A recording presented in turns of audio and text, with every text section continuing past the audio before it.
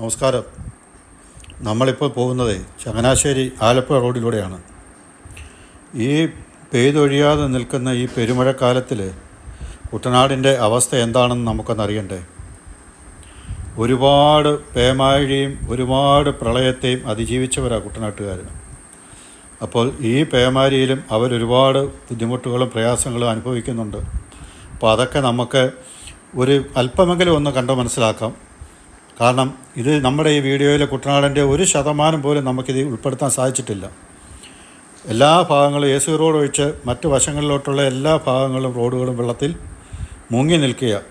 അപ്പോൾ നമ്മുടെ വാഹനം ആ റോഡിൽ കൂടെ പോകാൻ വളരെ പ്രയാസമാണ്. ഇത് നമ്മുടെ പൂവത്ത്, നമ്മുടെ 1-ാം പാലം കഴിഞ്ഞുള്ള പൂവത്ത് 2 ചേട്ടന്മാർ ഉടക്കുവലയിട്ട് മീനെ പിടിച്ചുകൊണ്ട് വന്നു. അവർക്കൊരു നല്ലൊരു ചാകരയായിരുന്നു ഇന്ന് കിട്ടിയത്. ഒരുപാട് കാരിയും കൂരിയും മുഷിയും ഒക്കെ കിട്ടിയിട്ടുണ്ട്. അപ്പോൾ ഇതിൽ ഞാനവിടെ ചെന്നപ്പോൾ തന്നെ അവർക്ക് ഒരുപാട് പേര് വന്ന് മീൻ വാങ്ങിക്കൊണ്ട് പോന്നു. വളരെ മാന്യമായ വിലയെ അവർ വാങ്ങുന്നുള്ളൂ. 300 രൂപ 1 കിലോ വലിയ കാരിക്ക് അവർ വാങ്ങിയിട്ടുള്ളൂ. അപ്പോൾ ഞാൻ അപ്പുറത്തൊരിടത്ത് വില ചോദിച്ച സമയത്ത് അവിടെ 550-600 ഒക്കെയാണ്. അപ്പോൾ ഇവർ പറഞ്ഞത് ഞങ്ങളുടെ കയ്യിൽ നിന്ന് വാങ്ങിക്കൊണ്ട് പോയി വെച്ച് വിൽക്കുന്നവരവരെന്ന് പറഞ്ഞു. അപ്പോൾ ഇവർ കൂടുതൽ വില എടുക്കുന്നില്ല. ആ കിട്ടുന്ന വിലയ്ക്ക് കസ്റ്റമർ വരുമ്പോൾ അവരോട് പറയുന്ന വിലയ്ക്ക് കൊടുത്ത് വാങ്ങി പെട്ടെന്ന് അവർ മീൻ വിറ്റേച്ച് അടുത്ത വലയിടാനായിട്ട് അവർ പോകാൻ വേണ്ടി ശ്രമിക്കുകയാണ്. അപ്പോൾ ഇവരുടെ വള്ളം നിറയെ മീനാണ്. വള്ളത്തിൽ കാണുന്ന വല നിറച്ച് മീനുണ്ട്. വലിയ വരാലൊക്കെ ഉണ്ട്. 1 കിലോ 1.5 കിലോ ഒക്കെ ഉള്ള സൈസിൽ വലിയ വരാൽ ആ വള്ളത്തിലെ വലയ്ക്കകത്ത് കിടക്കുന്നത് ഞാൻ കണ്ടു. അവർ വലിയ കടുംപിടുത്തമൊന്നും പിടിക്കാതെ മീനുകളൊക്കെ കൊടുക്കുന്നു. അദ്ദേഹത്തിന് അവരൊക്കെ മഴ നനഞ്ഞെങ്കിൽ നിൽക്കുകയാണ്. അപ്പോൾ എല്ലാവരും വീട്ടുകാരൊക്കെ സന്തോഷത്തിലാണ്. നല്ലൊരു ചാകരയാണ് അവർക്ക് കിട്ടിയത്. അപ്പോൾ അങ്ങനെ അദ്ദേഹത്തിൻ്റെ വീട്ടുകാരി ചായ കൊണ്ടുവന്ന് കൊടുത്തു. 2 പേർ, ഒരാൾ ഗ്ലാസ്സിൽ കുടിക്കുന്നു, ഒരാൾ പാത്രത്തിൽ നിന്ന് കുടിക്കുന്നു. വല്ലപ്പോഴുമാണ് അവർക്ക് ഇങ്ങനെയുള്ളൊരു ചാകര കിട്ടുന്നത്. ചിലപ്പോഴൊക്കെ പോയി കഴിഞ്ഞാൽ അവർക്കൊന്നും കിട്ടത്തില്ല. ചിലപ്പം പോയി കഴിഞ്ഞാൽ എന്തെങ്കിലും ഇച്ചിരി പള്ളാത്തിയോ ചെറിയ കുറുവയോ അങ്ങനെയൊക്കെയുള്ള കൊച്ചു മീനുകളൊക്കെ ചിലപ്പം കിട്ടിയെന്ന് വരാം. അപ്പം ദൈവം അനുഗ്രഹിച്ച് ഇന്നത്തെ അവരുടെ കൊയ്ത്ത് നല്ലൊരു കൊയ്ത്തായിരുന്നു. അപ്പോൾ ഇവരുടെ കൂടെ വേറൊരു വള്ളം കൂടിയുണ്ട്. അവർ വന്നുകൊണ്ടിരിക്കുകയാണെന്ന് പറഞ്ഞു. അവർക്ക് ഇതുപോലെ നല്ല വല നിറച്ച് നല്ല മീൻ കൊയ്ത്ത് കിട്ടിയെന്ന് പറഞ്ഞു. അപ്പോൾ അവരും വരുന്നുണ്ട്. അവരെ നമുക്ക് ഇതിനിടയ്ക്കൊന്ന് കാണാം. അപ്പോൾ ഈ കുട്ടനാടിൻ്റെ ഭാഗത്തേക്കുള്ള വഴിയിൽ ഇപ്പോഴും നല്ല പെയ്ത്താണ് മഴ. ഈ ഭാഗമെല്ലാം നല്ല പെയ്ത്ത് വന്നുകൊണ്ടിരിക്കുക. അപ്പോൾ ഈ രീതിയിൽ മഴ പകൽ മുഴുവൻ പെയ്തുകൊണ്ടിരിക്കുകയാണെങ്കിൽ ഇപ്പം തന്നെ അതേ വെള്ളത്തിൻ്റെ ലെവൽ കണ്ടോ. നമ്മുടെ ആ ഫുട്പാത്തിൻ്റെ ലെവലിൽ പരാപരം വന്ന് നിൽക്കുക. കടൽ പോലെയാണ് വെള്ളം കിടക്കുന്നത്. തോടും ആറും പുഞ്ചയും ചിറയും എല്ലാം ഒരേപോലെ നിറഞ്ഞ് കവിഞ്ഞ് കിടക്കുകയാണ്. ഇതാ വെള്ളത്തിൽ വന്ന് അടിഞ്ഞ വേസ്റ്റുകൾ അവിടെ കാണുന്നത്. ഇതേ കണ്ടില്ലേ, കടൽ പോലെ കിടക്കുന്നത്. ഇപ്പോൾ ഇവിടെ എല്ലാം നിറച്ച് വെള്ളമാണ്. നമ്മുടെ ആരോ പറഞ്ഞ പോലെ വെള്ളം നിറച്ച് കിടപ്പുണ്ട്. പക്ഷേ കുടിക്കാൻ അവർക്കൊരു തുള്ളി വെള്ളമില്ല എന്ന് പറയുന്ന അവസ്ഥയാണ് ഇപ്പോൾ കുട്ടനാട്ടുകാരിൽ. ഒരുപാട് ദുരന്തങ്ങളെ അഭിമുഖീകരിച്ചവരാണ് അവർ. പക്ഷേ ഇതൊന്നും അവർക്കൊരു വിഷയമല്ല. കാരണം 18-ലെയും 19-ലെയും പ്രളയത്തിലും അവരിതിനെയൊക്കെ അതിജീവിച്ച് മുന്നോട്ട് പോയവരാണ്.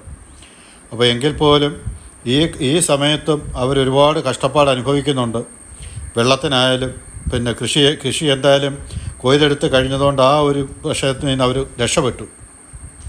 ഇത് പൂവത്ത് ഇവിടുന്ന് നമ്മളെ പൂവത്തോട്ട് തിരിയുന്ന ഭാഗത്താണ് ഇവരുടെ ഈ വള്ളം കിടക്കുന്നത്. അവിടെയാണ് ഇവർ മീൻ പിടിച്ചുകൊണ്ടിരിക്കുന്നത്. കണ്ടില്ല, ഒരുപാട് മീൻ അവർക്ക് കിട്ടി. വളരെ സന്തോഷത്തിലാണ് അവർ. വള്ളം നിറയെ മീൻ കിട്ടിയിട്ടുണ്ട് കേട്ടോ. അപ്പോൾ ഒരുപാട് കസ്റ്റമർ വന്ന് നിൽപ്പുണ്ട്. അപ്പോൾ നമ്മൾ നല്ല മഴ പെയ്തുകൊണ്ടിരിക്കും, കാറ്റുമുണ്ട്. ഇതേ കണ്ടില്ലേ, നന്നായിട്ട് കാറ്റും അടിക്കുന്നുണ്ട്. അപ്പോൾ നമ്മൾ അവിടുന്ന് വീണ്ടും മുന്നോട്ട് ചെന്ന സമയത്ത് ആ KBCയുടെ പമ്പ് കൊണ്ട് പമ്പ് മൊത്തം വെള്ളത്തിൽ നിറഞ്ഞു നിൽക്കുകയാണ്. അതുകൊണ്ട് പമ്പ് അടച്ചിട്ടിരിക്കുക. റിബൺ കെട്ടി പമ്പ് അടച്ചിട്ടുണ്ട്. ഇത് നമ്മുടെ മനക്കച്ചിറയും വെള്ളം ബറാബറായിട്ട് കയറി നിൽക്കുകയാണ്. ഫുട്പാത്തിൻ്റെ ലെവലിൽ നിൽക്കുക. മേളിൽ നിന്ന് ഒലിച്ചു വന്ന പോളയും വേസ്റ്റുകളും സാധനങ്ങളും മൊത്തം ആ പൂവം പാലത്തിൻ്റെ തൂണിൽ തട്ടി നിറഞ്ഞ് നിൽപ്പുണ്ട്. ഈ കാണുന്ന മൊത്തം പോളയും അതിൻ്റെ വേസ്റ്റുകളും പാലത്തിൽ തട്ടി നിൽക്കുക. അവർക്ക് താപ്പോട്ട് ഒഴുകി പോകാൻ പറ്റാത്ത രീതിയിൽ അത് നിൽക്കുകയാണ്. ആ മറുകരയിൽ കാണുന്ന വീടുകളിലെല്ലാം വെള്ളം കയറി. കുറേ വീടുകളിലൊക്കെ ആൾക്കാരുണ്ട്. കുറേ ആൾക്കാരൊക്കെ അവരുടെ ബന്ധു വീടുകളിലേക്കൊക്കെ മാറി. എല്ലാവരും ബുദ്ധിമുട്ടും പ്രയാസങ്ങളും നന്നായിട്ട് അനുഭവിക്കുന്നുണ്ട്. കാരണം നമ്മൾ മറ്റു സ്ഥലങ്ങളിലൊക്കെ ജീവിക്കുന്നവർക്ക് ഒരിക്കലും കുട്ടനാട്ടുകാരുടെ ബുദ്ധിമുട്ടും പ്രയാസവും പറഞ്ഞാൽ അത് നമുക്ക് മനസ്സിലാക്കാൻ കഴിയില്ല. അത് നമ്മൾ നേരിട്ട് കണ്ട് തന്നെ മനസ്സിലാക്കിയെങ്കിലേ അത് മനസ്സിലാവത്തുള്ളൂ. ഇത് 2-ാം പാലമാണ്. 2-ാം പാലത്തിലും കണ്ടില്ലേ വേസ്റ്റ് വന്നടിച്ചിരിക്കുന്നത്. ഇവിടെ നിന്ന് നോക്കിക്കഴിഞ്ഞാൽ നമുക്ക് ഭയങ്കര ചുഴിയും വെള്ളത്തിൻ്റെ ഒരു ബീഭത്സമായ ഒരു മുഖം നമുക്കിവിടെ കാണാൻ സാധിക്കും.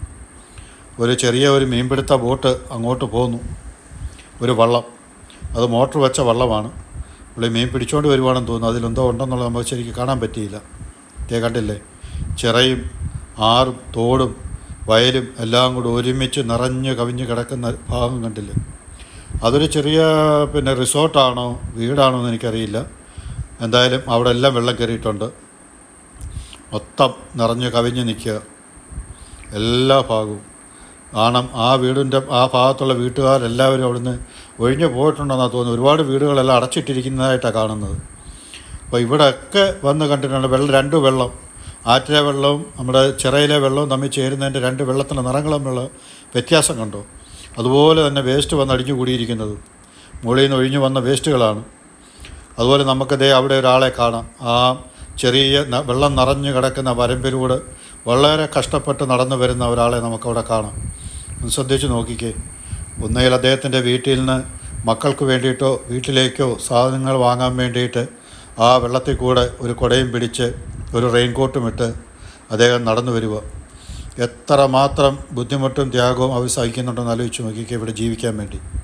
മറ്റ് സ്ഥലങ്ങളിലുള്ള മറ്റുള്ളവർ ഇതിനെപ്പറ്റി എന്തെങ്കിലും അറിയുകയോ അവരുടെ ബുദ്ധിമുട്ടോ പ്രയാസങ്ങളോ ആരെങ്കിലും അറിയുകയോ ചെയ്യുന്നുണ്ടോ?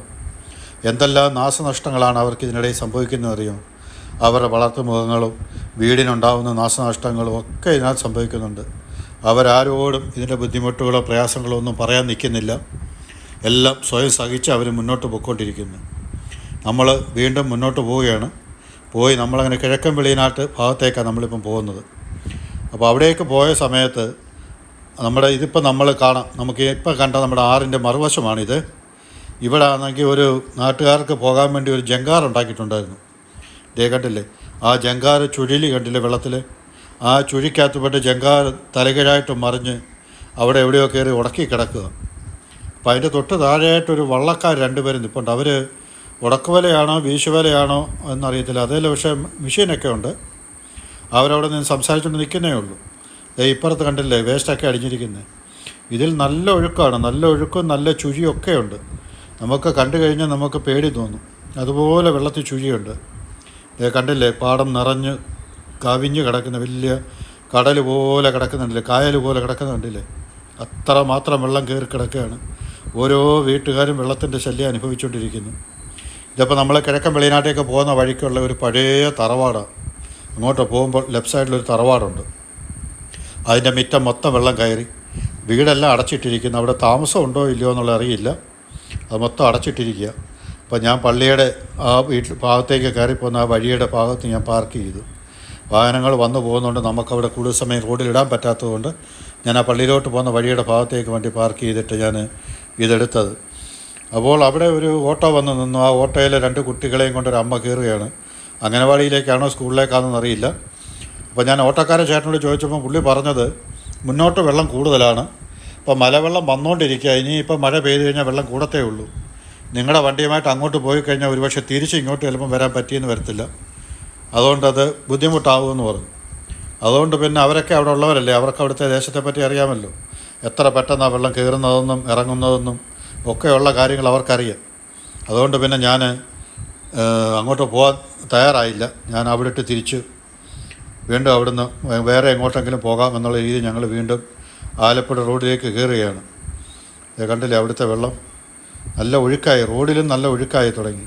ഇനി വെള്ളമെല്ലാം ഇങ്ങനെ മേളിൽ കയറി, ഇങ്ങനെ ഇവിടം വരെ എല്ലാം കണ്ടില്ല, ഇവിടെ എല്ലാം റോഡിൽ വരെ വെള്ളമാണ്. അപ്പോൾ പെട്ടെന്നാണ് വെള്ളം കയറിക്കൊണ്ടിരിക്കുന്നത്.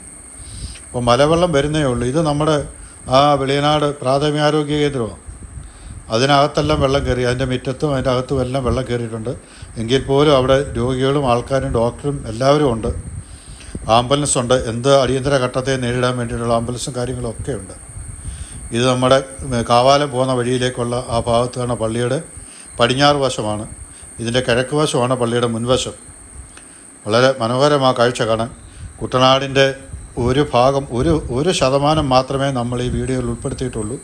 1% പോലും നമ്മൾ ഉൾപ്പെടുത്തിയിട്ടില്ല. കാരണം വെള്ളം കയറി നിൽക്കുന്നതുകൊണ്ട് നമുക്ക് അകത്തോട്ടുള്ള വഴികളിലൊന്നും നമുക്ക് പോകാൻ സാധിച്ചിട്ടില്ല. അപ്പോൾ ഞങ്ങളുടെ വീഡിയോ ഇവിടെ പൂർണ്ണമാവുകയാണ്. നമുക്ക് കുട്ടനാടിൻ്റെ മറ്റു ഭാഗങ്ങളും വീഡിയോയുമായിട്ട് നമുക്ക് വീണ്ടും കാണാം. അപ്പോൾ അതുവരെ നിങ്ങൾക്കെല്ലാവർക്കും നന്ദി, നമസ്കാരം.